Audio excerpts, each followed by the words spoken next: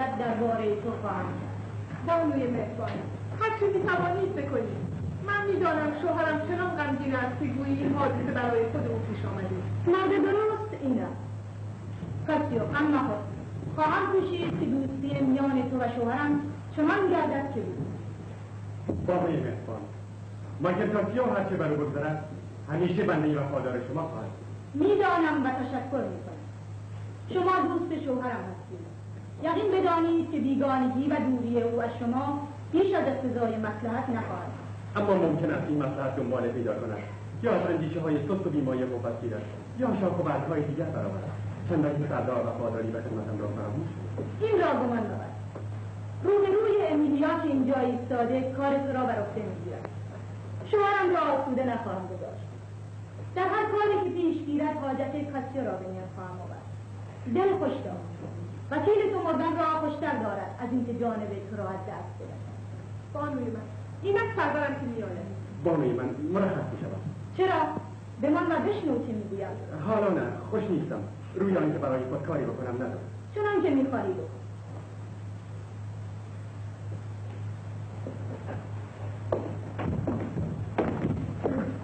هیچ خوشم نیامد. چه گفتی؟ نیست سرور من. یا اگر نمیدانم چه. این کاسیو نبود از نزد زنبر. گمان نمی کنم او ببیند شما میایید. گناه کار مانند دزدیده در برود. گمان می کنم او بود. سرور بزرگوار به موقع آمد. با نیازمندی در گفتگو بودم که از بی‌مهری شما دل آزرده است. چرا میگویی؟ نایور شما کاسیو را میگویم. سرور مهربان، اگر مرا روی توان آن هست که دل شما را نرم کنم، خواهشمندم با او باز به سر مهر درآید. او بود مرا میگرد. بله، چنان شکسته که باری از غمش بر دل من نهاده و با او همدرد شدم.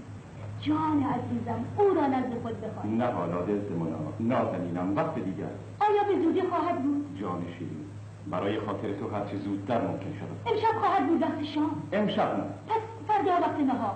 فردا نهار را در خانه نخواهم بود. با سرشنبه ها قرار ملاقاتی در قلعه دادم. پس دیگر فردا شب، سه‌شنبه صبح یا شب یا صبح چهارشنبه خواهش دارم وقتی معین کنید. اما از 3 روز نگذرد. مایکل کاسیو همان است که هنگام معاشقه ما همراه شما می آمد و بارها گاهی که من گله و دلتنگی کردم از شما طرفداری کرده.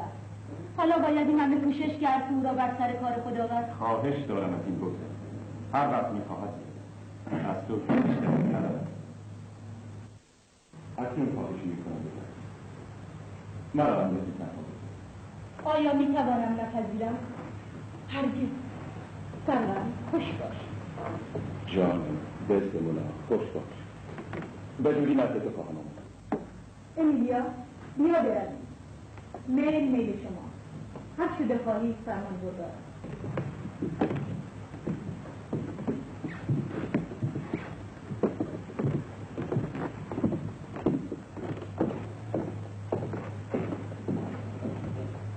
ای دخترک نازنین، در این روزگار کاری نمانده.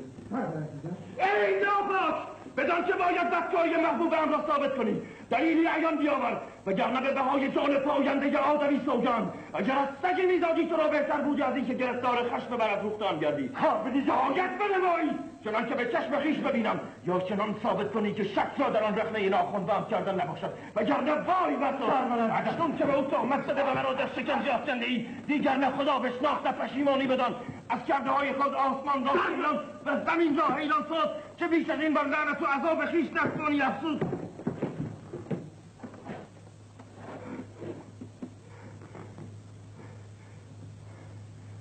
خسته شدم. چی؟ ول کنیم بابا. فکر نمی کنم به جایی برسم.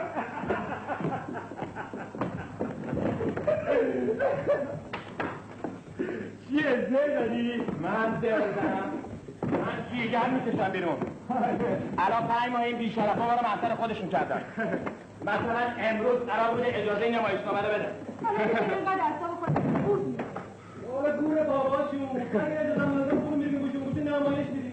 فکر کنم بابا. فکر میکنه به همین سادگیه. بگید آدم اگه بخواد یه کاری بکنه میکنه دیگه. ما به اندازه کافی اعصابمون داغون هست. شما لطفاً داغون‌ترش نکنید. بابا اینقدر جعب و بحث نکنیم. وقت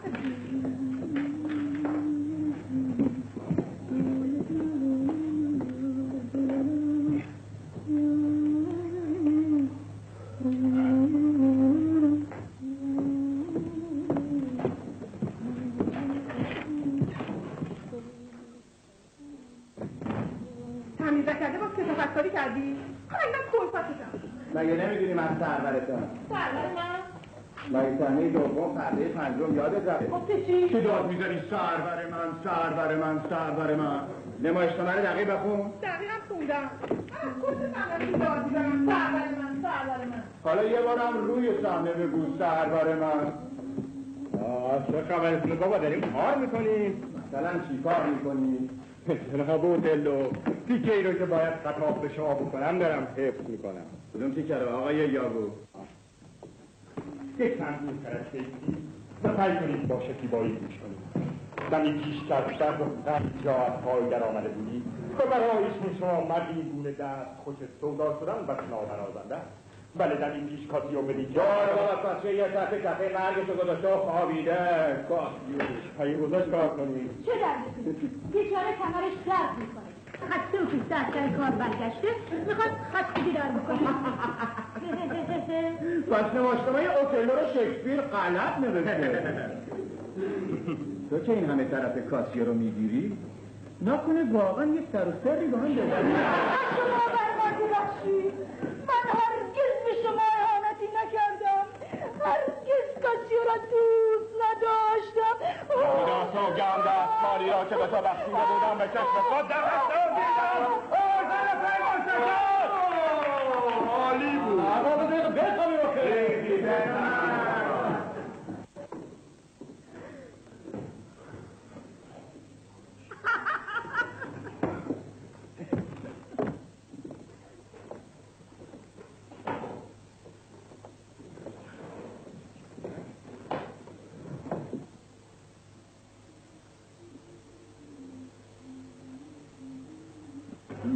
دو ساعت گذشته هنوز طرف پیداش نیست.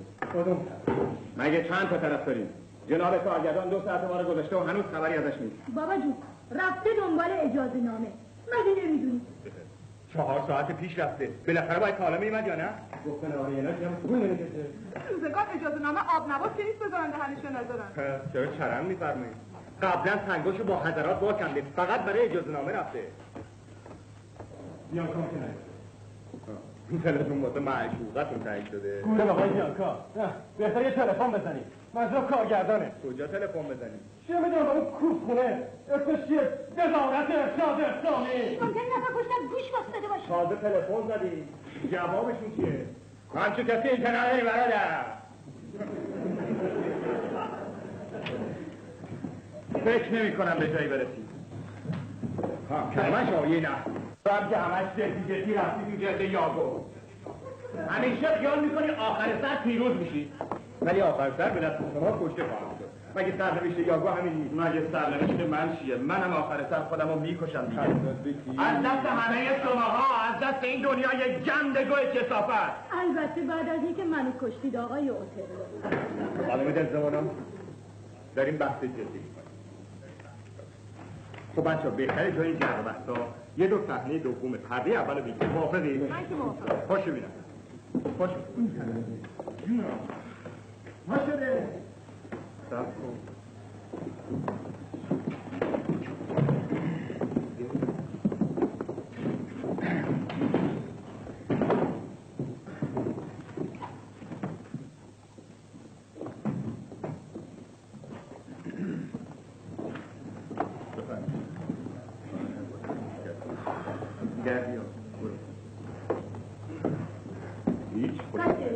چه گفتی؟ هیچ درباره من آنچه از من باید در باید تو خواهم. این کاسیو نبود از راه جناب است. گمان نمی کنم او ببیند شما میایید تو از کار مانند دزدیده در میآید. خوبه اینا رو حفظ این همه از راه چی؟ تصور میکنی زندگانی خود را در رشک و حسد با هم گذرانید و در مقابل شعور ما مانده خواهد چه خودشه؟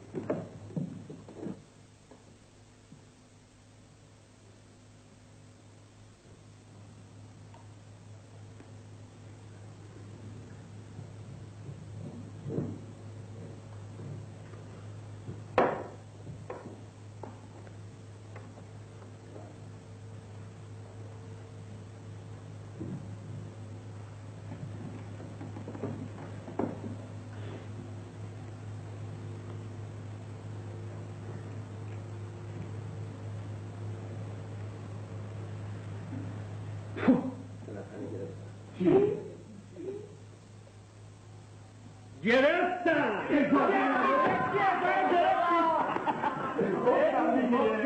که این فقط منم میتونم از اینایی داده بگیرم.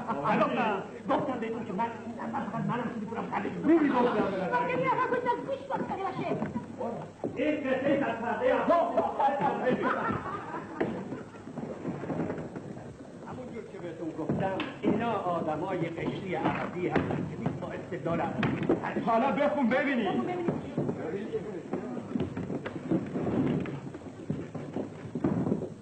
بسم الله. به گروه نمایش دماوند اجازه داده می شود که نمایشنامه شکسپیر نوشته اوتلوی دوران الیزابت را به صحنه برسانیم. نمایشنامه شکسپیر نوشته اوتلو نوشته شکسپیر. بلکن ما اینا حالیشون نیست. بخون. آره اون تیکه اوتلو که میگه نخست آن را به رنگ‌های آسمان اینم لابد از همون غلط ماشین نویسه. من درستش میکنم. حالا کنم باید بده میشه؟ خیلی خوب. در اجرای نمایشنامه ضوابط زیر باید رعایت شد. 1. از به کار بردن کلمات رکیک به طور کامل باید خودداری شد. نمایشنامه که کلمات رکیک وجود نداره. اختیار داری؟ همون صحنه اول پرده دوم، همون جایی که قراره من به تو بگم در خانه‌داری بی بند و بار، در رسم خواب شوخ و عیار. بگم در خانه‌داری بی بند و بار، در رسم خواب وای وای.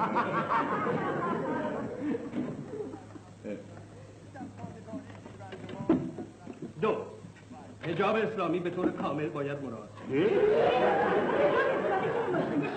من با یک روسری قضیه رو حل میکنم. این وقتی که من با شیرم تنها هستم باید بکشتم کنم. خانم جون اینجا تئاتره. میفهمی؟ بچه‌م تماشاچی مرد سالانه. یعنی این وقت شما حالیتون نیست تو چه وقتی داری زندگی میکنی؟ اینا مسئله نیست. 3. اهداف انقلاب اسلامی به طور کامل باید رعایت. این دیگه شاهکاره. تو رو خدا بسته به خشخاش نزد. بذار منظورشون اگر شما اجازه بدید توضیح. به عنوان نمونه یاگو باید به عنوان یک ضد انقلاب یا کودتاچی معرفی شد. نه؟ از خوش بابا فقط همین اون مونده بود که فردا تو خیابون بیا قرام دیگه رو برن کمیته. کی توی کیفته؟ کی تو رو میشناسه؟ بعدش هم با لباس گیره میای تو سر. بابا اسلام رو کنسرت میخونم. مستعار برات درست میکنم برات پیشه بزرگ. بیا. آدمی باید باشد وفادار به رهبر انقلاب که در اثر دسیسه‌های انقلاب گرفتار سرنوشت شور. نمایشنامه همین شاه تو بمیری از فردا به عنوان شهید زنده میزنن رو سرش و حلوا میکنن. آره تو بمیری. شوخی نگیر. شوخی میکنه. خب 4. نصف درآمد حاصل از فروش بلیط باید به بنیاد شهید و حوزه اندیشه هنر اسلامی تعلق دارد. دیگه خودشون میان کنترل میکنن با من نیست. ببینید بچه‌ها خواهش میکنم ما چند ماهی که داریم زحمت میکشیم داریم عرق میریزیم ندارید با این بهانه‌های کوچک این کار رو زمین بندازید. ما باید کارمون یه جوری ادامه بدیم ولی وقت نداریم چون تا 1 ساعت دیگه خود وزیر ارشاد یک نماینده از ستاد انقلاب فرهنگی و یک متخصص امور فرهنگی هنری میاد اینجا تا آخرین تمرین رو ببینیم. پس خواهش میکنم تا وقت باقیه به خودمون برسیم لباسامون رو جمع جور بکنیم که میاد دیگه اشکالی نباشه. این تو بندازید.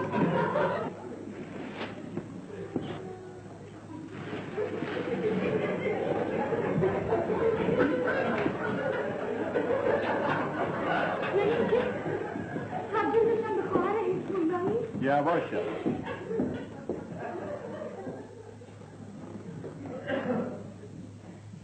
تو چی می‌دونی؟ چه میدونم بابا اگه تو بگوشی منم میپوشم. بله دیگه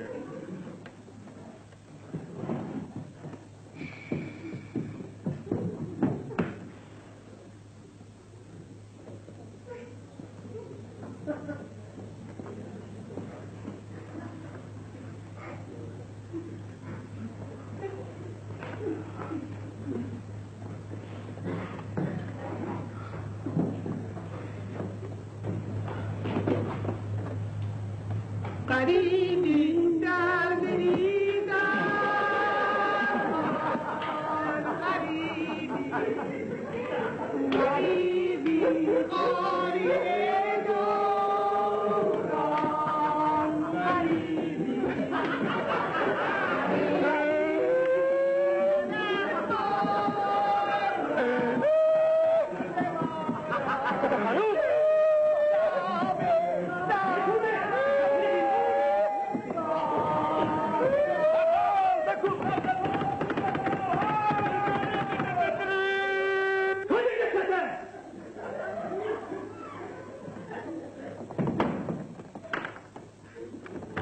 میکشین منو. شب گیری افتادی. میکشید.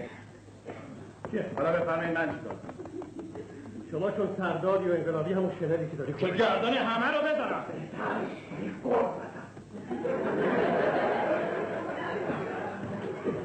خب میفرمایید بنده چیکار کنم؟ شما همون ریختی که داری خوبه. خب دیگه زده دارم نه تنهاتون نیست ها یکی خفه شو نمیخواد من که شما فرمت خواهش میکنم یک ساعت دیگه دارن میان.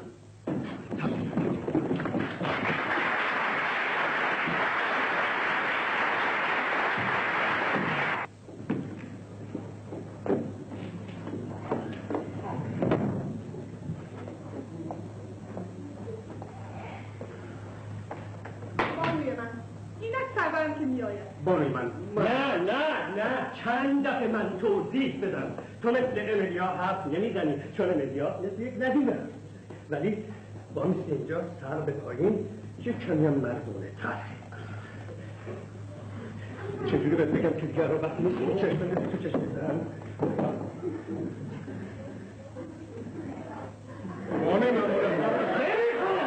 نمیخوام تا بیا هیچ خوشم نیامد. چه گفتی؟ هیچ سرور من. یا بین هیچ و سرور من یه مکس بزن. چرا؟ چون میدونی که تو این مکس خیلی چیزا ببینیم. بگی که اینو تصریحش کنی. چه چیزی کرد؟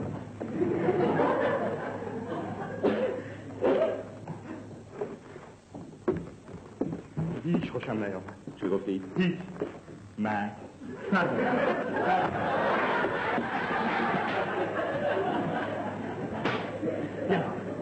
یعنی چون نمیدونی که بین هیچ و سرور من چرا باید مکس بداری؟ چند بار من به تو گفتم یعنی این که تو این سکوت خیلی چیزا میخوای بگی که تحریکش بکنی داماره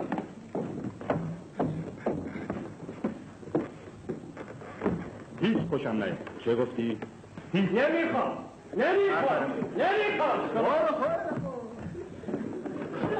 این کاسیا نبود از نزد زنم خواهش این لحجه رو چرا رو یک کمی غیرتی دیگه چیه؟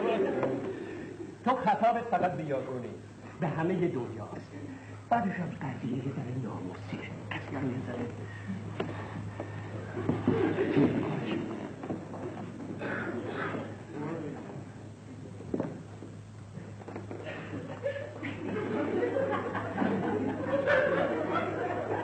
این کاسیا نبود از نزد زنم رفت. بذار خودش ادامه بده.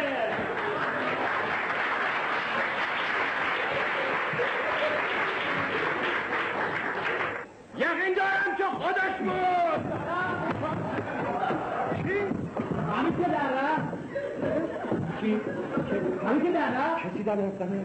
چه خواهر نیستیم با گوشه خواهر میشنیدیم که در رفت در رفت یه برد دیگر بود خواهش بود برادر ما همه این جاییم قربون تو برم اجازه ما داشتیم از روی این نمایشنامه تمرین میکرد براسته که ما سمت داریم اما این تحصیلات رو نخونیم براسته حاج آقا برادره دارم میام و باید خیالمون از هر طرف تحت باشیم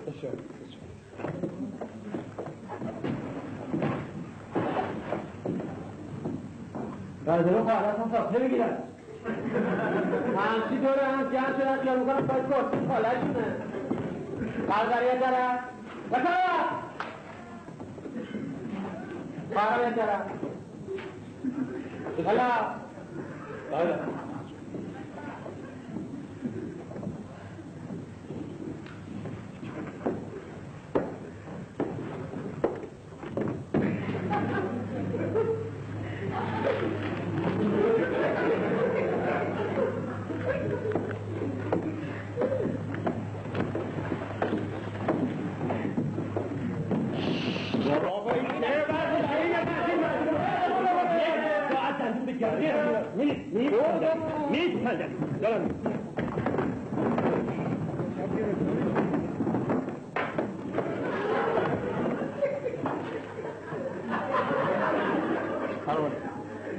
السلام عليكم ورحمة الله وبركاته.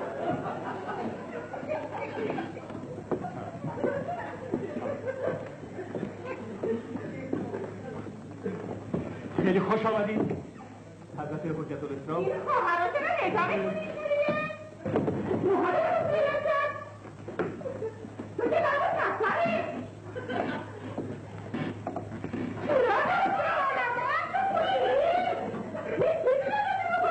خواهر اجازه بده همه بنشینن تا آخر. برادران خواهران بفرمایید. شاید قرن و گرد نکه ممکن یادشون رفته. اساتید محترم لطف فرمودید رنجه فرمودید به این مرکز فرهنگی و ما همگی از شما متشکریم. بندم خیلی متشکرم. انشاءالله که همه در خدمت اهداف انقلابی ما باشد این مراکز.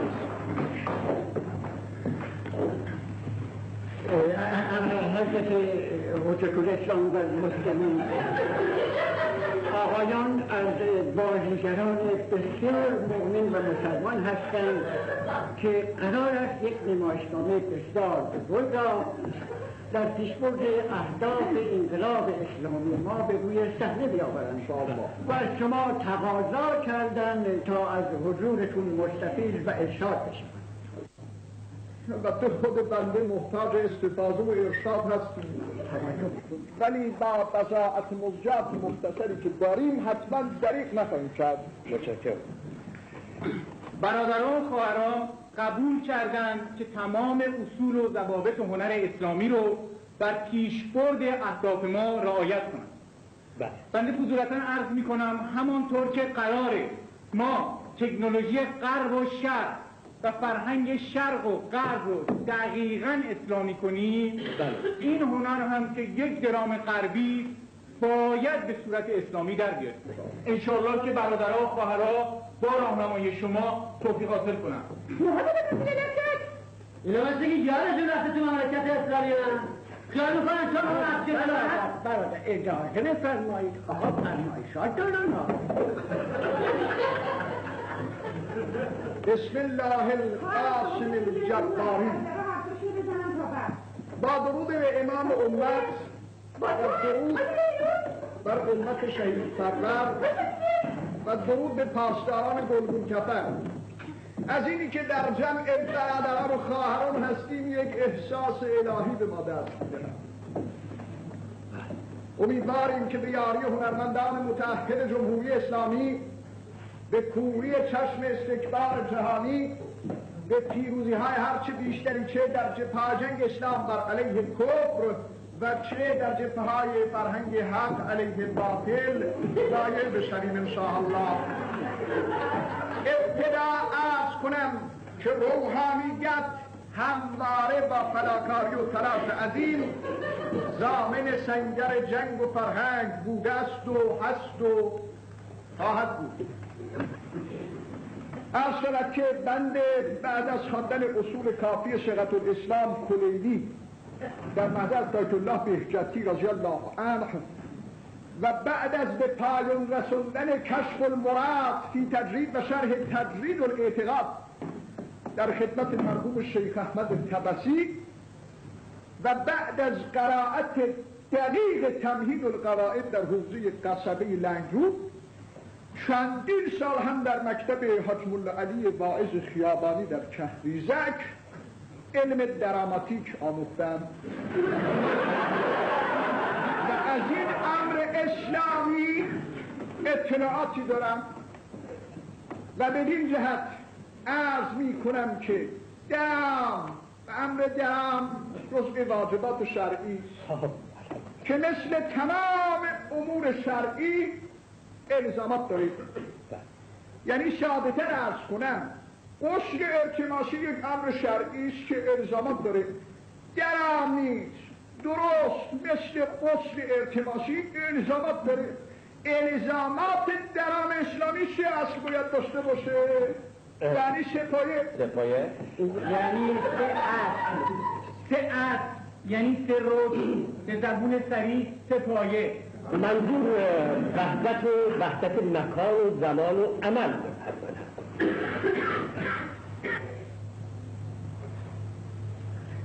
آن این حرفا الهادی است. مثلا جزایر اندلس رو چگونه می شود به آخر زمان پیوند زد؟ وحدت فقط در بین امت حزب الله باید باشد بلاغه. منظور اصولی است که ارسطو در کتابش گفت. منظورشون ارسطاطالیه شد.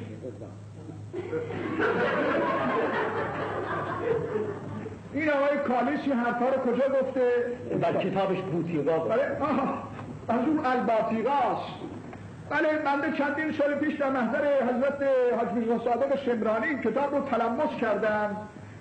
به نظر حقیر بیشتر درباره استرلاب حرف زده که دیگره بوده و حضرت عبدی نیز اتفاقا رد دیگه‌ای بر اون نوشته که انشاءالله تعالی در موقع مقتضی به هلیه طبع آراسته خواهد شد.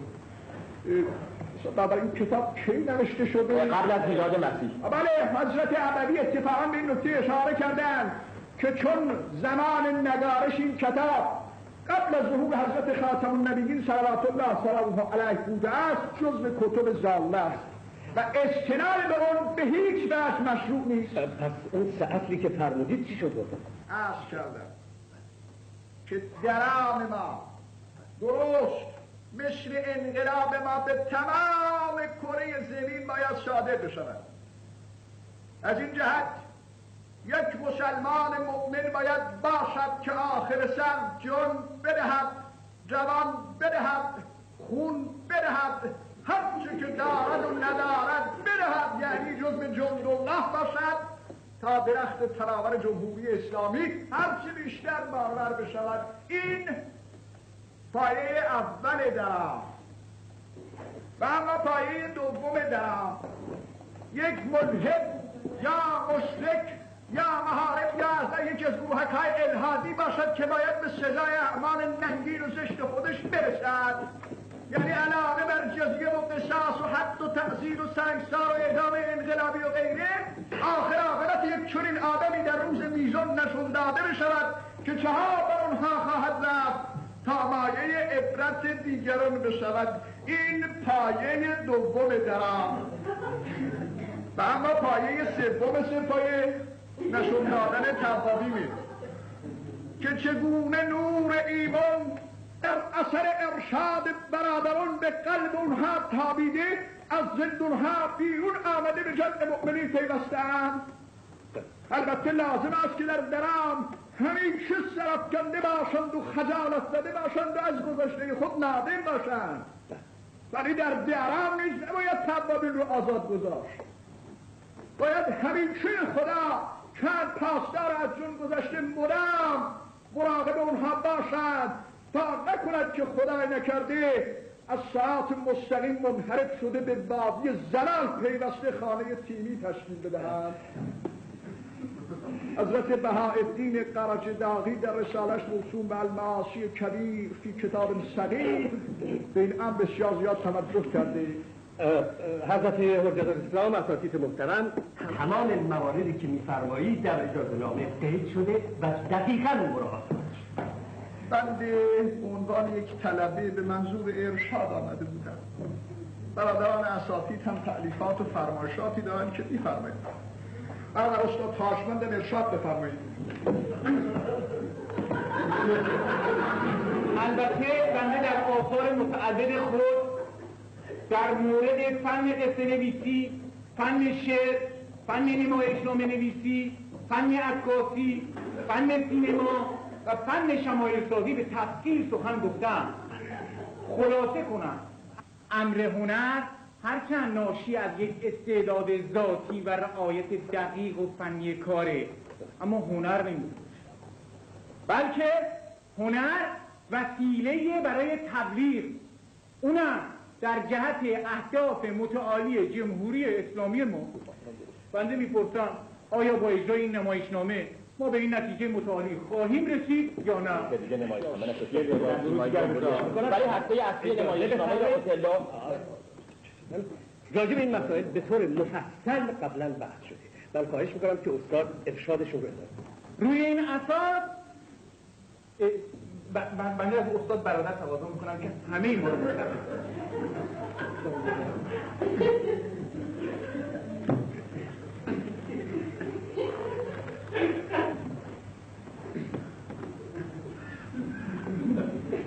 بسم الله الرحمن الرحیم.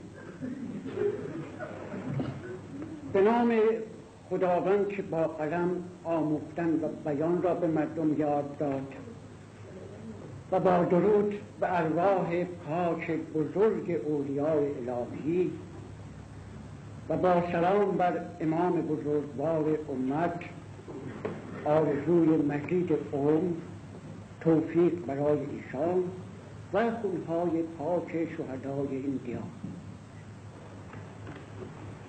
اشرد بنده ابتداءً شعری میخوانم تا اصول درام به طور کلی روشن شد.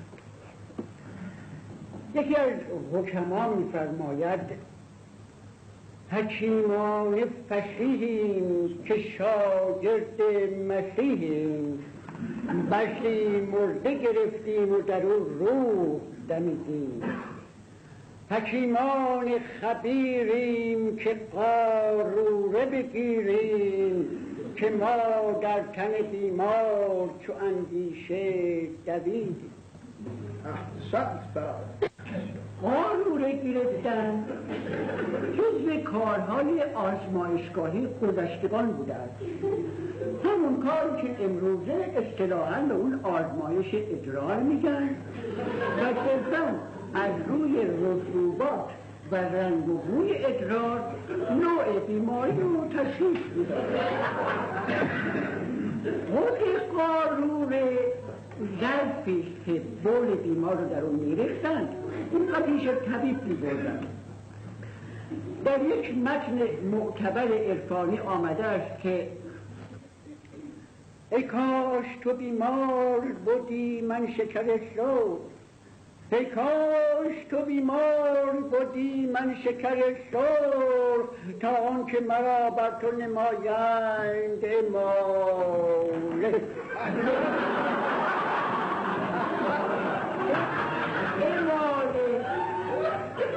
اماله همون ابزاری که به مخرج وارد میکنن و از طریق اون موادی رو داخل روده میکنن که باعث سلامت و شفای بیمار میشود. منظور این است که در جمهوری اسلامی انقلابی ما این دو امر باید مطرح باشد. اولا ما باید قاروره هنرمندان رو بگیریم که گرفتار چه بیماری هستن. اجازه بفرمایید برادر، خواهشمندم عنایت به جنبه تمثیلی انقلابی مبحث داشته باشید. بله، قاروره میگیریم، نکند هنرمندان طاغوتی باشن، انقلاب باشن. این مطلقاً به معنی شانسور نیست.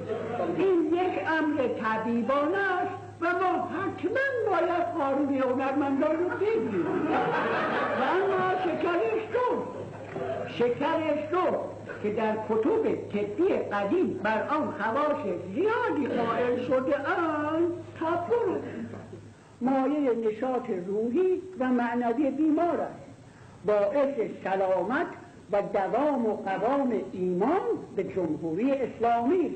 و اعمال کردن شکرش رو به معنی ارشاد سیاسی ایدئولوژیک است که برای ایستادگی در برابر استکبار جهانی و مقاومت در برابر شرق و غرب جز آن چاره نیست.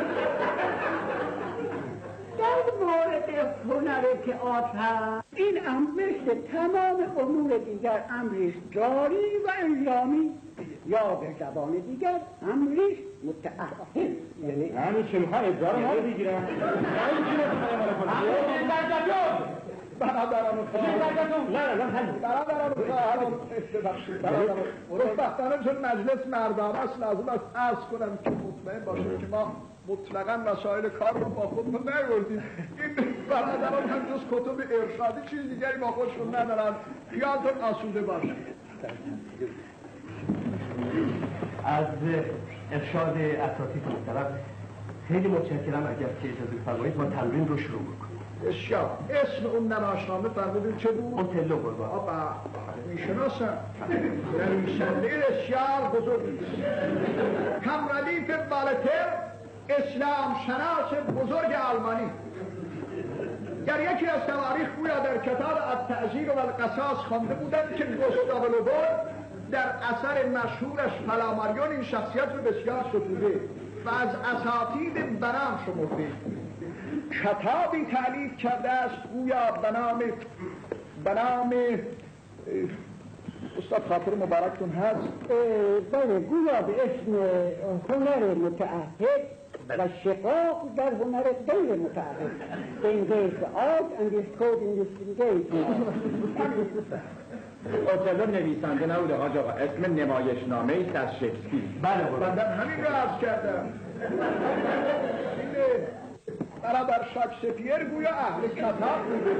بله نمایشنامه های زیادی بوده. بله منظور این است که موحد بوده است یا نه؟ بله قربان، مسیحی بوده. بس به دین مبین اسلام مشرف نشده بوده. حضرت حجت الاسلام شکسپیر قبل از ظهور خاتم النبیین حیات داشتند.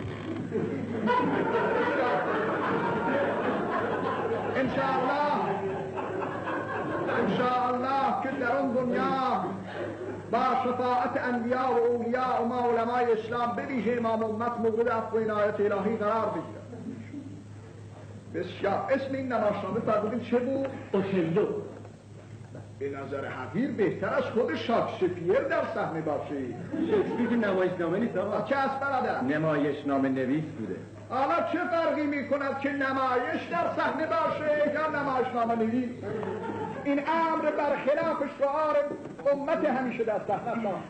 باشه خب بنده قرار یک درام در مورد این شخصیت بنویسم، ولی فعلا برادران اوتلو رو بازی میکنن. بله بابا، ما فعلا بسیار بنده تا اینجا اشکالی نمیبینم، ولی این برادر آتوغلو انگار از اهالی محترم آذربایجان بوده. آذربایجان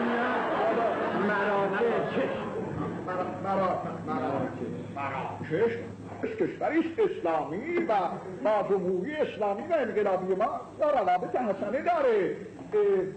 پس با این حساب این برادر شکسپیر خاکپرست قبل از ظهور حضرت خاتم النبیین صلوات الله سلامه علیه نور اسلام به قلبش تابیده بوده و این برادر آتوغلو رو ارشاد می‌کرده. بله. خدا انشاءالله غریق رحمتش کنه. ولی برادر استاد شما که اهل فضل و کمالات هستید در این خصوص توضیحاتی بفرمایید. بله.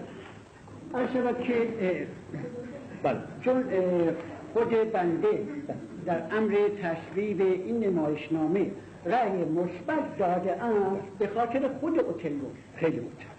اوتلو سردار نامداری بوده است از کشور مسلمان و برادر ما مراکش و این برادر اوتلو درست مثل پاسداران عزیز ما شدیداً طرفدار جنگ بوده است. ایمان داشته است که جنگ رحمت خدا، جنگ نعمت خدا، جنگ کار اولیا و انبیا و امت ساخته شده است از برای جنگ. همه چیز ساخته شده است از برای جنگ. این برادر اوتلو مدام می جنگیده است و مدام به این رحمت الهی اعتقاد داشته است. پس جزو جندالله بوده و به آیه اقتلوا فی سبیل الله ایمان داشته. بله، به همین دلیل بود که بندم این نمایشنامه را تصویب کردم. سیاهان مسلمان همیشه می جنگیدن. حتی این نکته یادتون باشد که بلال حبشی مؤذن حضرت رسول نیز یک سیاه بود.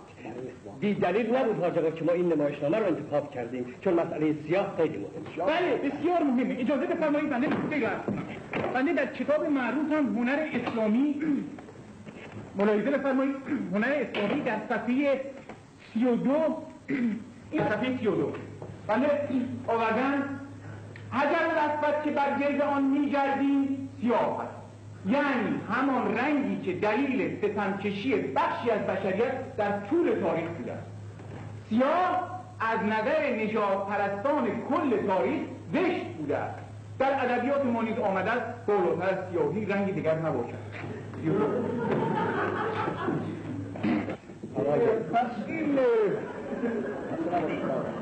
پس این برادر سیاه مسلمان ستم کشیده کجاست؟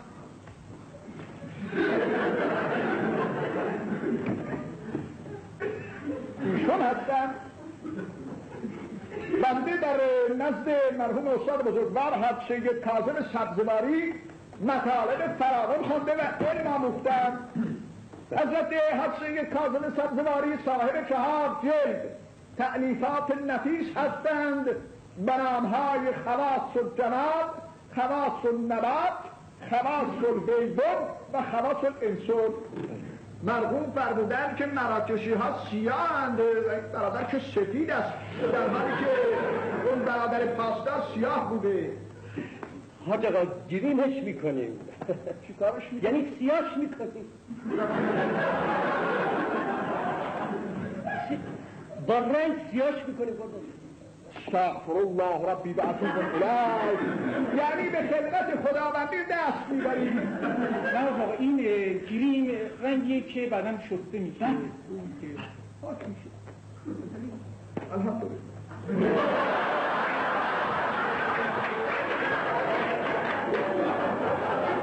ولی نکته‌ای به نظر این آمد، نکند این سیاه ها شیطان بزرگ نیز این کار رو کرده باشند. به برادران لانه جاسوسی خبر بدهید که اسرار رو فاش بکنن. همه‌شان نه هر طور همونطور که شاعر فرموده است که زنگی به سرستن نگردد سفید، چون به هر حال آنها همه روزه صورت خودشان را میشویند اما سفید نمیشوند. درست این حجر الاسود سیاه است. ولی بگوید ممکن است بین آن چند نفر سیاهی که از میان گروگان‌های لانه جاسوسی آزاد شدند چند نفر این برادر اوتلو بوده باشه. نعوذ بالله من الشیطان الرجیم. اما عجب غفلتی میکنند این برادران مسئول. پیش از آزاد شدن باید میبردندشون حمام و حسابی کیسه میکشیدن تا ببینن که واقعا سیاه هستند یا نکند مثل این برادر اتوقلوهای دیگری باشد. بعدم این نکته خاطرتون باشد که همین امشب در هیئت دولت مطرح بشود. یادداشت بفرمایید. شما هم یادداشت بفرمایید. خب اگر که اساس محترم اجازه می‌فرمایند ما تمرین رو شروع کنیم. نظر برادران اساتید چیه؟ بله شروع کنیم. و ابتدا ضد انقلاب رو معرفی بفرمایید. عرض شد. طبق اصول سگانه‌ای که عرض شد ابتدا ضد انقلاب رو معرفی بفرمایید.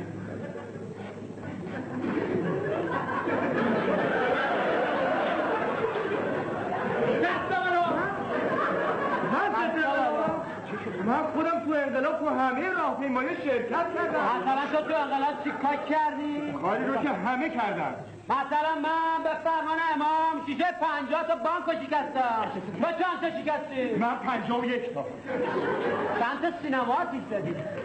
من کی سینما آتیش زدم؟ اینجا معلوم میشه که ضد انقلابی هستی. برادر من شهادت میدم والله بالله ضد انقلابی. بابا خودت گفتی ضد انقلابی مگه نگفتی؟ نه برادر داره اعداشو در میاره. هر کی هر چیزی در بیاره خودش میشه. برادر اجازه بفرمایید برادر پروندهش بررسی شده ضد انقلاب نیست.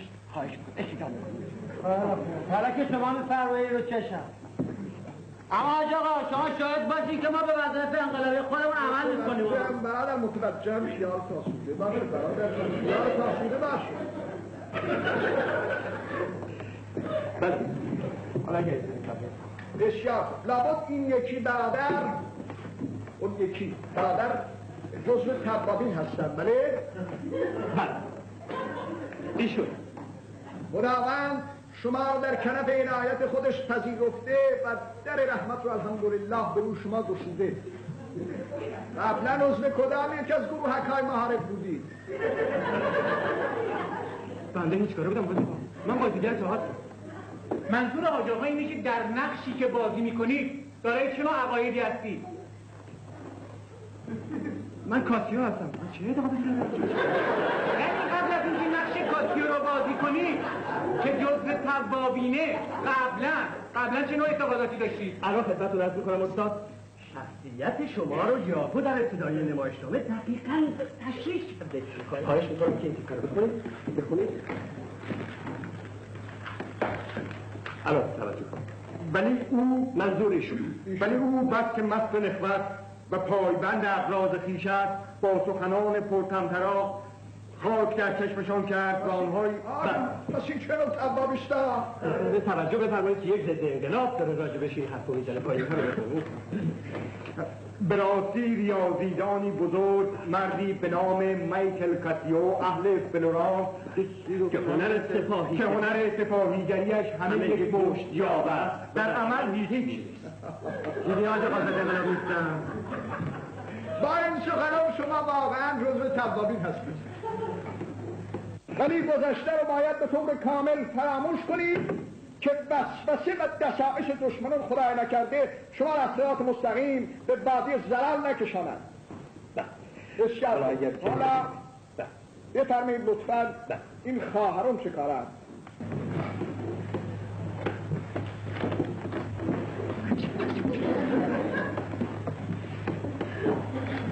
خواهر دزدمونا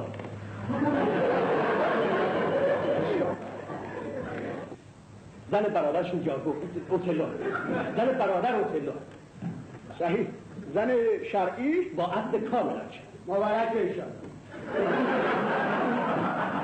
اون یکی خواهر دیگر، این خواهر مامان، اون یکی خواهر دیگر عرض کردم، خواهر امیلیا. بسیار خوب. این چه کار هستند؟ خواهرش ایشان هم خواهر ایشان زن برادر یاگو. یعنی ایشان بالاخره زن برادر یاگو هستند یا بله زن شرعی؟ با عقد کاملش. مبارک است انشاءالله.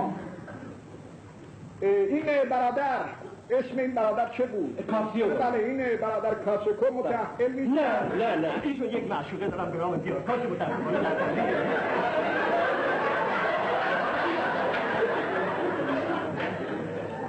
معشوقه؟ بله؟ میتونه شرکت نکرده. در یه مانکرت خدمتش میره. ولی توجه بفرمایید که یک نمایشنامه فرنگیه. آجان در مملکت اسلام داشتن معشوقه و از این قبیل چیزها خلاف شرع است. در واقع اساءه فحشاست. والله این سندی است که دایره منکرات باید راجع به اون نظر بدید. وزارت ارشاد اسلامی به تنهایی نمیتواند تصمیم بگیرد. حاج آقا تلیف بزنم. کجا؟ حاج آقا احیالدین که مأمور بفرسته. چه برادر؟ جای مردیگه جناکار برنداریه. برادر خواهش میکنم. برادر اینها باقیه همش اسلامی میشه.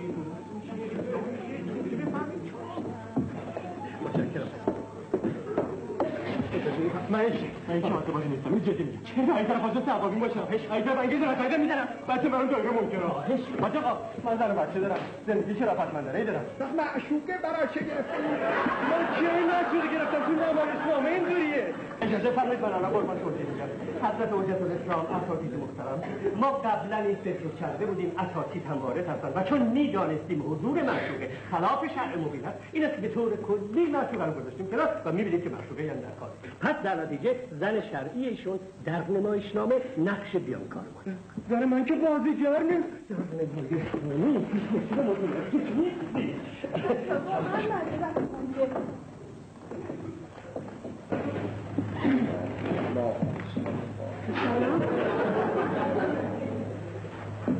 این خواهر چه باشن؟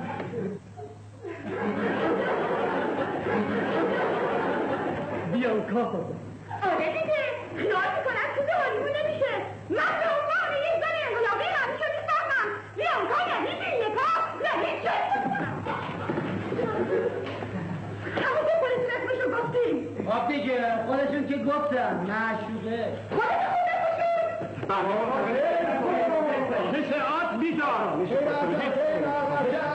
توجه داشته باشید. همچنان که برادران اساتید گفتند ما به هنر نیازمندیم. هنر برای ما بسیار عزیز و محترمه. شما مجبورید که به این امر لازم و واجب تن بدهید. اون تا همه چی باید مطابق شرع مبین باشید. خلاف شرعی اتفاق نیفتاده. در هر حال برای رفع این مشکل بنده فکر میکنم چاره آسان است. همین اصاعه این ضعیفه رو برای اونی که بعد از سیده میکنیم و کارها رو بسم الله الرحمن الرحیم.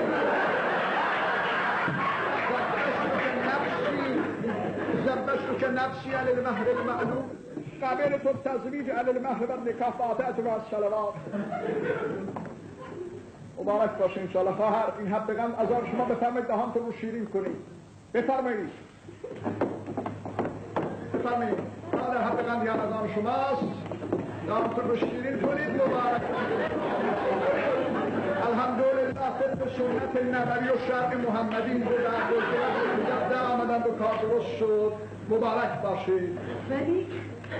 ولی من اومده بودم بگم که نمیتونم بیام و عذر بخوام. آره برو دنبال شغل اصلی. خیال میکنه نمیتونی دیرک بیاری. یالا ناموستو نمیتونه بگیری. خواهش میکنم. اساتید اجازه میفرمایید برای شروع بکنید یا نه؟ بله شروع بفرمایید. به هر حال خواهر بیانکا خوشبختانه حذف شد و ما تکه‌ای رو تمرین میکنیم که برادران و خواهران با موازین شرعی اینجا حضور. انشاءالله. ما در این صحنه در کاخ نه آقا جان کوه. توجه به فرمایشات حضرت امام داشته باشید که کاخ نشینان در رفتند و کوه نشینان در سر کار آمدند. در این صحنه ما در کوخ اوتلو هستیم. کوخ اوتلو تالار بسیار بسیار مجللی است که در دو طرفش مبل‌های گران قیمت، فرش‌های دستباف و چراغ‌های گران قیمت. در این صحنه در کوخ اوتلو برادر اوتلو، خواهر دزدمونا و برادر کاسیو حضور دارند.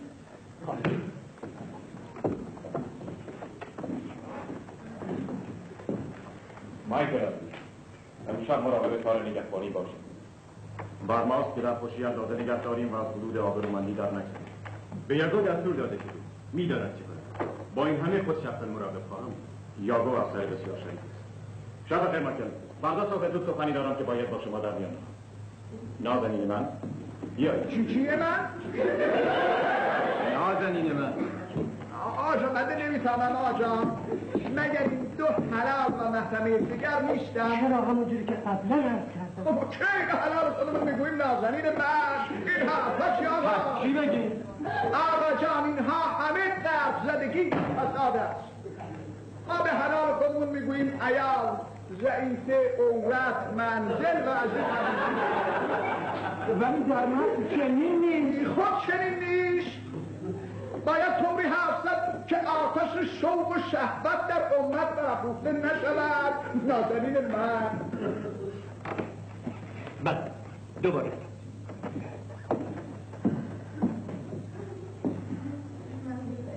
منزل من بیایید. پس از داد و ستد باید به ازدامشتون ازیاد رسید. از این برادر آتوغلو علاوه بر سرداری از بازاریان محترم نیز بوده است. نه قربان، مسائل روزمره سیاسی و مملکتی. به هر حال خواهر دزدمونا برادر اوتلو از صحنه خارج شدن. میماند برادر کاسیو که تنهاست. برادر یاگو ناگهان وارد شد. باش آمدید یاگو. باید به گشت برم. هنوز نه سرکار موقع. باید ساعت به دهونیم نرسید. ببخشید اجازه بفرمایید سرکار معاون چیه؟ در حکومت مرتضویان همه باید به هم بگوین برادر. هنوز نه سرکار برادر. هنوز نه برادر. ساعت به دهونیم نرسید. سردار اگر ما را به این زودی مرخص کرده حتما از عشق دزدمونا. در اینجا هم جای سرزنش او نیست. تا کنون یک شب با هم به کام دل نبودم. اما به راستی که عروس در خوره ژوپیتر، زن بسیار فرید، من حتم دارم که سراپا شور است و نشان. به راستی زن شاداب بزاری چه چشمانی دارم، گیران فتنه انگیز. من نمی‌توانم آقا، اینجا که در واقع ترویج فساد و فحشا و زناکاری. بنده با حجت الاسلام قاسمی کاملا موافقم. برادر یاگو میگوید آنها یک شب به کام دل نبودند. شما از کجا میدونید؟ مگه شما تو اتاق خواب اونا بودید؟ آره یا نه؟ به خداوندی خدا من تمام اتاق خواب کسی نبودم. این مطلب رو از کجا میفرمایید؟ این مطلب رو شبیه به عمد آورده که یاگو کاسیون رو نسبت به دزدمونا حساس کنه. پس در واقع این برادر کارشون علاوه بر اشاعه فحشا دلالی و واسطگی هم بوده. من طلب کردم آقا، من یک آموزگار و سالها علاقمند به تئاتر بازیگری، این مسئله به ما نمی‌کفه. حس می‌کنم برادر یاگو، منظور استاد شما نیستی، منظور یاگوست. پس من کی هستم؟ مگه من یاگو نیستم؟ تو توی نمایشنامه یاگویی، دیرون که مثل یاگو بی پدر مادر اندازه نیست. مسئله که فقط همون جدم بوده. برادر پاسدار اجازه بده ببینیم چه میشود آخر. بعدش چه میشه؟ خواهش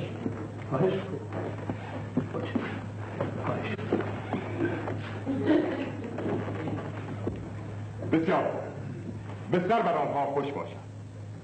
بیان آیه، من کوزه شراب دارم و در بیرون دو سه جوان مرد قبرسی که خوش دارد قدحی به طرف کرد. کوزه شراب؟ کجا تو کوزه؟ بابا کوزه ای در کار نیست. آره شما ببینی خودش گفت بیرونه. برادر گفت دو جوان مرد قبرسی در بیرون. همه این چیزا زیر سر توه. ببینم کوزه کجا؟ اجازه بدید شراب رو در درام خورده. برادر استاد برای ما فرقی نمیکنه چه شراب رو تو کافه درام خورده باشم یا کافه کوکر یا تو جاغ رضا سایلا. ما وظایف انقلابی خودمون انجام میدیم.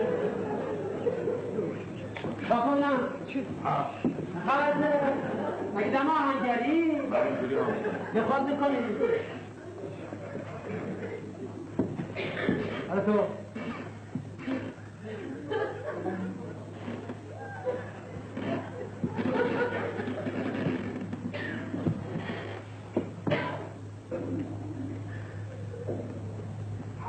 تو یکی که حتما خوردی اگه میشه مثل انقلاب نخوره.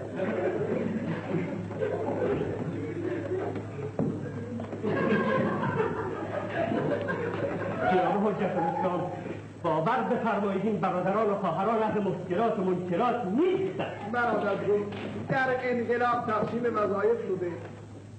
بنده نمیتوانم از وظایف انقلابی برادران پاسدار جلوگیری بکنم. اگر این کار رو بکنم خلاف شرع عمل کردم آجان. درست است که نخوردم ولی احمد است که ها کنم. میخوای در بری ها؟ با کن ها کن کن قضیه رو بکر نمیگه مدرد چه طرز حب کردنه؟ درسته که مردم یاد سیاه خوشن نمیاد اما الحق رو از حساب که خوب حق میکنه. همین آقات خواهرها روزه میگه رحمی رو بکن که اصل روی به خودشون میزنن این داغوزی ها سایدی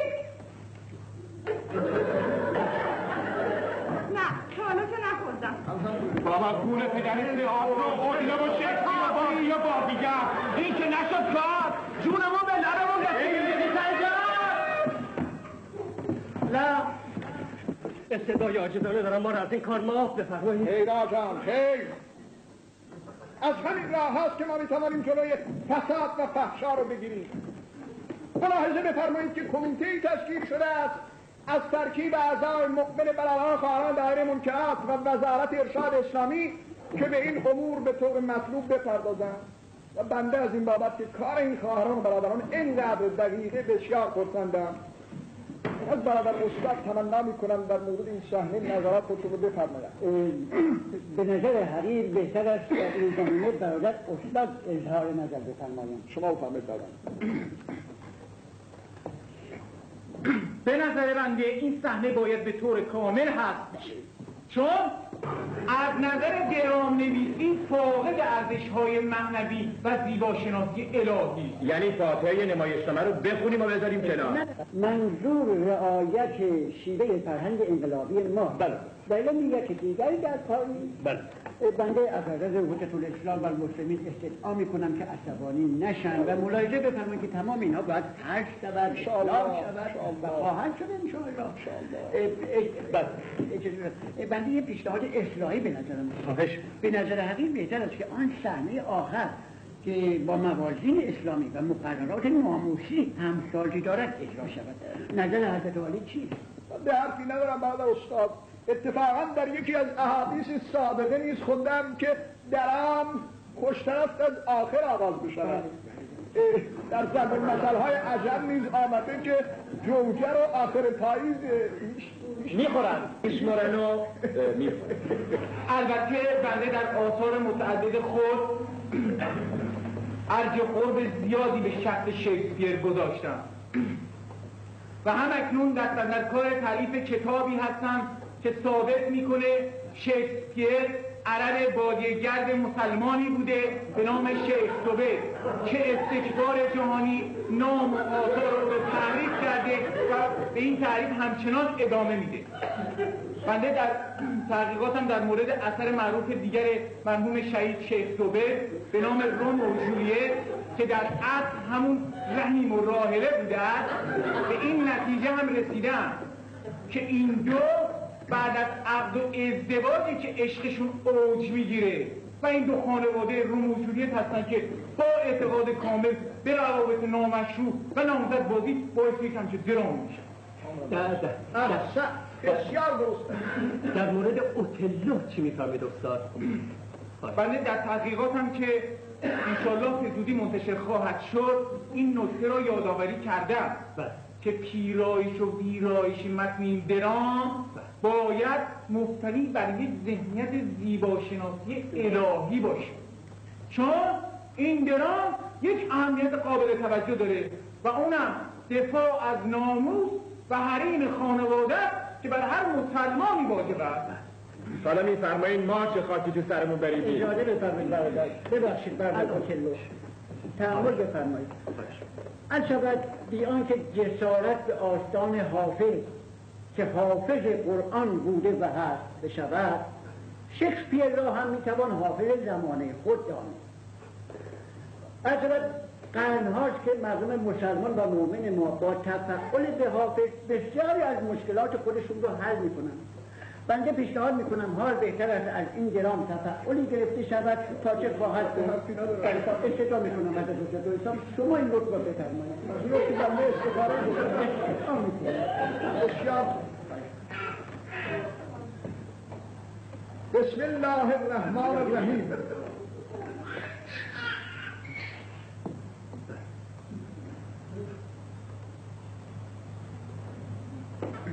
استخاری بسیار می‌فرمایند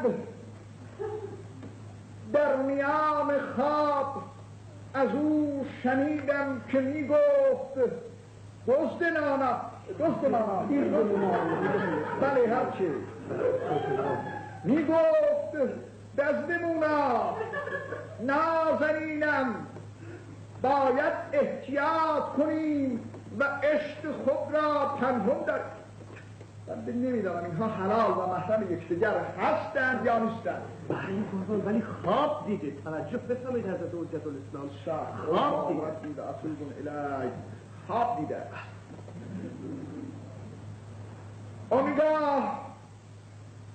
اونگاه دست مرا گرفت و گفت او نوش این لبت اباحت دارد آجام. درست است که روحانیت باید همه مسائل رو مطرح بکند، ولی دیگر او نوش این لب من که دیگر حضرت حجت الاسلام جنبه تمثیلی دارد، چنان که لسان الغیب هم بسیاری از این اصطلاحات عرفانی و ربانی رو به کار بردن تا آنجا که به لسان عرفانی می‌فرمایند رشته تسبیح اگر بکسست معذورم بدار، دست من در ساعد ساقی سیمین ساخت بود که شاعر فیلسا در اینجا اشاره به لطایف عرفانی و ربانی تو چطوره؟ صحیح. پس قضیه عرفانی بوده. بله. بسیار. و آنگاه چنان سخت و سفت مرا بوسید. و آنگاه چنان سخت و سفت مرا بوسید. اینجا که دیگر عرفانی نیست آجان، بوسید که یعنی دیگر بوسید. حضرت استاد جعفری در کتاب کشف العرفان در مکشوف اللغات فرمودن که آجان بوسیدن معنی مجازی و عرفانی نداره آجان، نداره. حضرت متعال بنده با پس گرفتن پیشنهاد میکنم که از آخر آغاز کنید. از آخر بشکنید. اتفاقا در علوم جدید و قدیمه شمارش معکوس هم وجود داشته.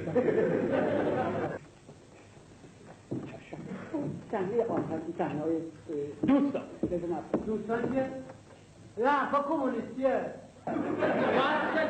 برادران و خواهران برادران و خواهران، ما تکه آخر رو تلقی میکنیم. همینجور دنداغه میذارید تا برسیم جلو. نه برادر اوتلو، متوجه باشی که ساخت درام در معنویت حقیقی و درایت کامل و اندیشه بهره گرفته از اهداف انقلابی است.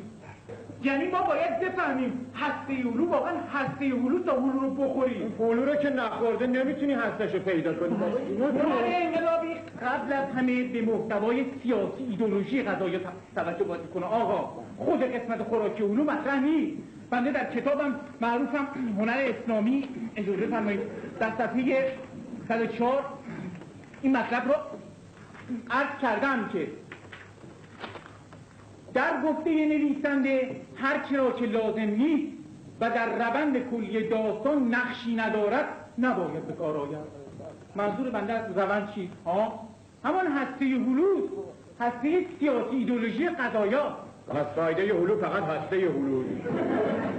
خفه شده بزن در اصلا حرفش بزنه. از آنجا که داستان یا درام اسلامی هنری اسلامی هر چه را که با نظر و شرع و اخلاق اسلامی مخالفت باید کنار گذاشت. متوجه برادر رسول الله؟ نه متوجه نیستم. اجازه بفرمایید برادر، اجازه. بنده توضیح مختصر خدمتتون عرض کنم. عرض شود که در سوره الصافات آمده است که بسیار هم آیه ششم باشد.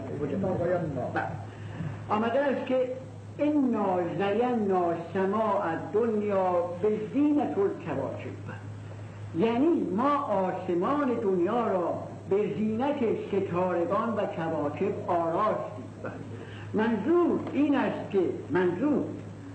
است که در روند هنر متعهد اسلامی ستاره های کوچکی رو که ما میبینیم در واقع به قول برادر استاد هسته های هلو هستند. چرا شاخ و گل و برگ و میگه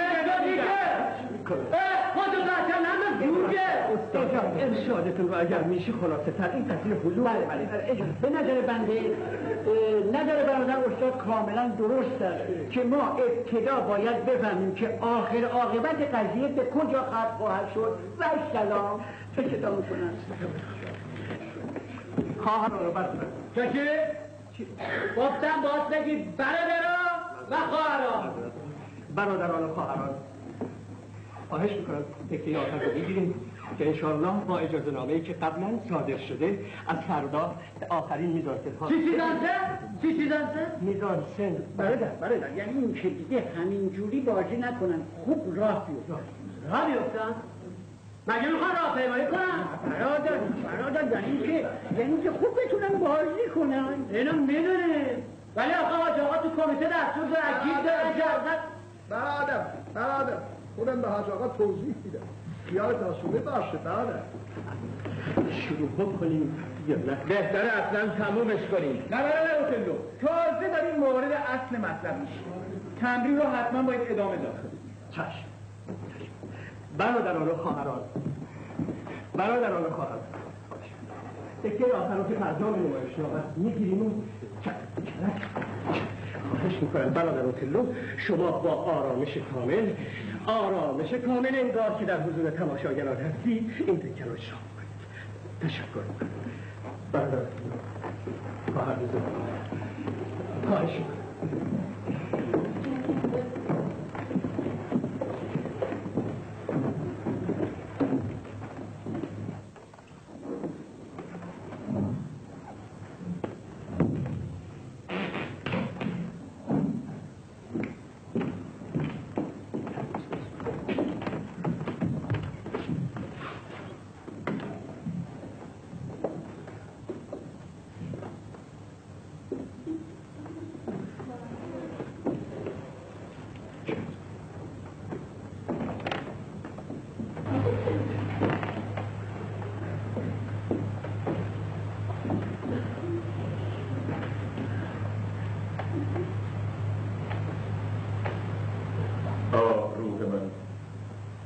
فتنه اینجا خفته است. همه را او سبب شده و شما این ستارگان آزرمگین نپسندید با شما بگویم چه کرده است. همه را او سبب شده، اما خونش را نخواهم ریخت و این پوست سفیدتر از برف او را که چون مرمر بتگران صاف است رفتار نخواهم کرد. با این همه باید بمیرد وگرنه بر دیگران حجتتون نظرتون چیه؟ والا بنده سر در نمیارم. هر طرف که آن زن به شوهرش خیانت کرده، شوهر میخواهد جانش را بگیرد. یک بار دیگر تکرار بفرمایید. روح من فتنه اینجا. بله به متوجه بودم. اون قسمت آخرش رو تکرار بفرمایید. اما خونش را نخواهم ریخت و این پوست سفیدتر او را زبدار نخواهم کرد. با این همه باید بمیرد وگرنه باید بمیرد. ولی به نظر این عبد حقیر باید این چنین تغییر شود.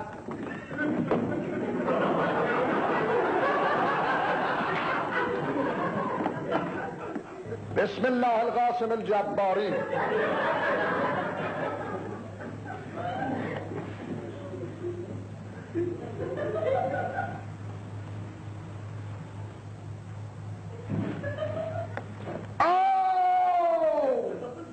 این زن زاویه هنوز اینجا کشتنش واجهش بی کم و کار. این زمان بهره حفظ بیض دین بکشیدش برام چند بودی.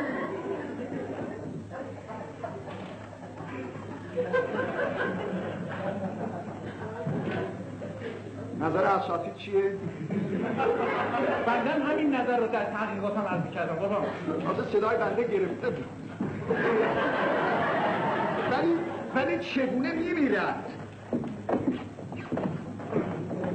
خواهش میکنم برادر اوتلو قصه نماز رو قرائت بفرمایید. تو نماز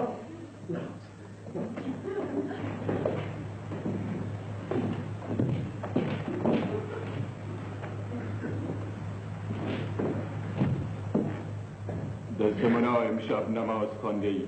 بله سرور من. انشاءالله که موقع قبول دارد.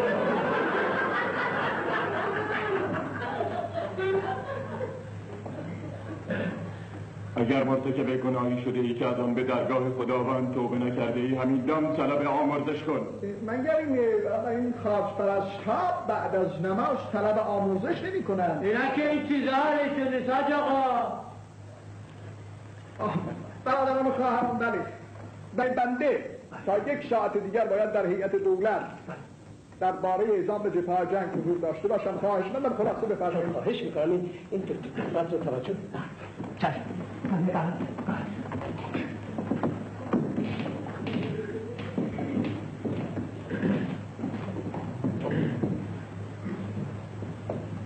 به خدا سوگند دست ماریا که به تو بخشیده بودن به چشم خود دست کسی رو دیدم. وقتی دیده میگه. دستمال درست نیست، دستمال درست نیست. معانی مختلفی در کتب فقهی داره. چون این زن زانیه نمازخوان بوده حتما سجادش رو به اون برادر کاسه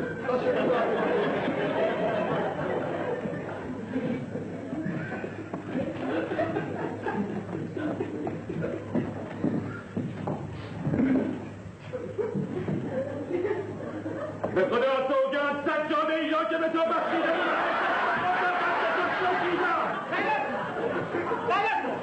سجاده رو که در دست نمیگیرن آقا. به خدا سوگند سجاده ای را که به تو بخشیده بودم به چشم خود دیدم که کسی روی آن نماز میخواد.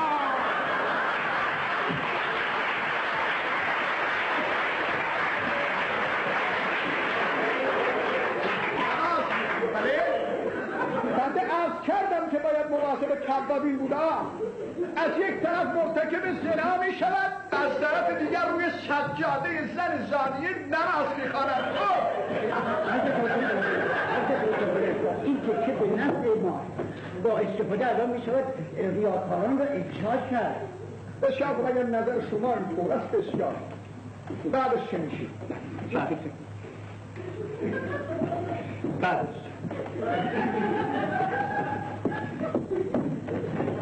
حالا فکر باشه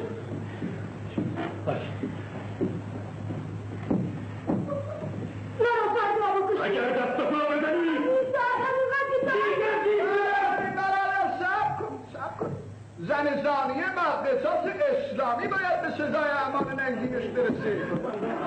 چرا که شوهر مربوطه ممکن است در اسرت باشد و نتواند خون بها بدهد، ولی در لایحه قصاص جمهوری اسلامی آمده است که زن زانیه حتما باید سنگسار بشود. سنگسار؟ بله، این جزء لایحه قصاص جمهوری اسلامی است و شما حتما باید سنگسار بشود. اونم روی صحنه؟ از کجا؟ مردم باید ببینند و عبرت بگیرند. ولی من که خواهر بشم من خودم فردا تکتیب این سانسه رو میدم. ولی من که گناهکار نیستم. بسیار خوب، ضعیفه. اگر گناهی کرده باشی که خب به سزای اعمال ننگینت رسیدی، اگر هم گناهی نکرده باشی انشاءالله که خب در اون دنیا رزق روزی شما فراهم است و در علمون خواهید بود، در جنت خواهید بود، جزو کشته شدگان راه خدا محسوب خواهید شد. نترسید. فلا تحسبن الذين قتلوا في سبيل الله امواتا بل احياء عند ربهم يرزقون. خب زن زانیه به سزای اعمال ننگینش رسید انشاءالله که درس عبرت برای دیگران باشد. حضرت حجت الاسلام ادعا میکنم یک لحظه تحمل بفرمایید، این صحنه آخر رو هم ببینید، به موقع خواهیم فرصت نیست برادر، وقت هست. بسیار صحنه آخر. ببخشید برادر، اون صحنه خواهر امیلیا و برادر اوتلو رو اشتباه میکنم. خواهر امیلیا برادر اوتلو خواهش چشم. آری آسف انگیز است. یاگو خوب میداند که او هزاران بار خود را با کاسیو به ننگ آلوده بود. کاسیو خود بدان اعتراف کرده است. پس غیر از مبحث شیرین زنا بحث جذاب لمات هم مطرح بود. مسئله طرح و توطئه در درام است و در همین را عرض کردم که برای معاصی کبیره اول نقشه میچینند و بعد توطئه میکنند. بسیار خوب. این خواهر فرمودید که خواهر ام لیلا منظور همان ام لیلا فرمودید که زن این برادر یاهو هستند. برادر یاهو مبارک است انشاءالله. ولی بنده میخواستم بدانم در نقشه انقلابی درام چگونه ظاهر میشه. خواهش میکنم خواهر امیلیا اون دیالوگ های انقلابیتون رو بخونید برای اساتید. درود کشون بود بانو، گوش کن، مینوانی بشنوی. من در این اتاق سلاح دیگری دارم. شمشیریان برسی که در رودخانه یخبندان آبش دادند. بنده مخالف. این نوع کلام کلام گروه‌های مسلح، اونا با راز و رمز صحبت میکنن، سرود مال اونها. میتونی بشنوی حتما یک نوع رمز. سلاح در رودخانه آبش دادن حتما مربوط به یک برنامه عملیات چریکی. اینا چند قرن پیش نوشته شده، چه ربطی به گروه‌های مسلح و عملیات چریکی داره؟ آقا جان، برادر جان، تخم نفاق از همون ایام کاشته شده. رهبر بزرگ ما وقتی فرمودن که اسلام از اول از کفار و ملحدین و مشرکین بطمه خورده، نفاق از ازل و ابد بوده. شیطان آجا، شیطان از ازل و ابد بوده است.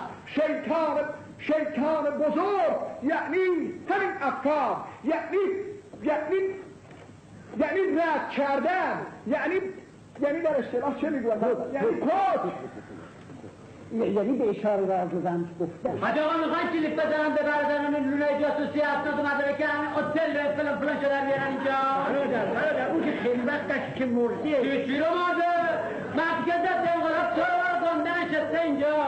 خودش هم که میگه من اصولو هستم، 100 دفعه گفته. خب اسناد و مدارکش هم که عیاده تو لونه جاسوسی. وظیفه دادگاه انقلاب اینه که این اطل و مطل و رفت و مقوه رو در پای دفاع به خون سید و شهدا خودم آدرم تنهی دیگرش رو سلاح کنم. اجازه بفرمایید، استثنا میکنم، اجازه بفرمایید به موقع رسیدم. اجازه بفرمایید. از به نظر بنده حضرت حجت الاسلام در اینجا برای این صحنه به نظر حقیق بهتر است که برادر استاد اظهار نظر بفرمایند که به طور کلی باید عوض شود. منظور این است که یعنی نمایشنامه قالب زیباشناسی روحی و الهی به قول استاد جعفری از تماس سطحی و تماشا و نظر گذشته و به لطف الهی پیوسته، یا به قول شهید مهراب استاد دسته زیبایی شکل شمایل دیگری پیدا بکند. یعنی منظور این است که تعویض قالب و محتوا به طور کلی، به طور خلاصه عرض کنم، یک، نمایشنامه باید نابودی مخالفین جمهوری اسلامی را بخواهد. دو، اسلام عزیز با تمام زیبایی‌هایش بتواند مشکلات و معضلات مشرفان جهان را حل بکند در این نمایشنامه. انگیز آرام باشید. پرده برون خواهد افتاد، من خاموشم. نه آقا چون مرد شما رو خواهم گفت. غلط میکنه، نمید کمیته.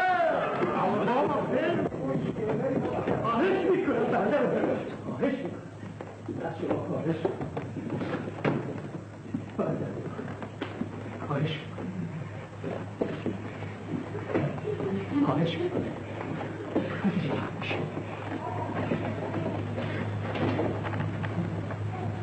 این شدم که تو را بکشم بوسیم،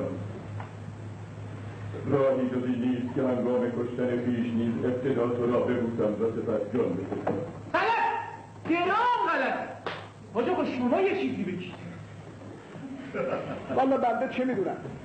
بنده در تفسیر خلاصة المنج مرحوم حاج ملا علی کاشی رضی الله عنه خونده بودم که اشاره کرده بود به زنا با انواع، حتی با حلال خویش، و این که آخر عاقبت اون زانی و این زانیه در طبقه پایین زمهرین جهنمه، اونجایی که آتش و یخ به هم آمیختند و این چنین ناکسون رو برای مارهای قاشیه کباب میکنند. نه این نمایشنامه به ظاهر اسلامی آقای آتاپور با استکبار جهانی رابطه داشته، حتی جبهه صهیونیسم بین الملل اینها دشمنان قسم خورده جمهوری اسلامی هستند. آقا عباسی آقای پاسدار و سمای برام اینها باشند تا تصمیمات مختلفی اتفاق شود. برای آیا نه، آهسته تر. پیش از آن که بروید با شما چند کلمه سخن دارم. از شما توقع دارم در گزارش‌های خود از من چنان که هستم بنویسید، نه از بار گناهانم بکاهید، نه از سر بدخواهی چیزی بر آنها بیافزایید. خیال میکنه از دوره طاغوته تا انقلاب باید تصمیم میگیره. برادر پاسدار، در رحمت الهی روی همه گشوده است. برادر شاکسپیر شاید به پردوز به تبابیر باشه. و این را نیز اضافه کنید که روزی مردی دستار به سر دیدم که دعوی پیامبری داشت. بر هرچه شرف و مردمی بود ناسزا میگفت. قوم خویش را واداشت تا هرچه نیکی و زیبایی به نابودی کشند. یاران خود را ندا داده آهنگ او کردیم، گلوی آن سگ ملعون را گرفته و ضربتی بدیم.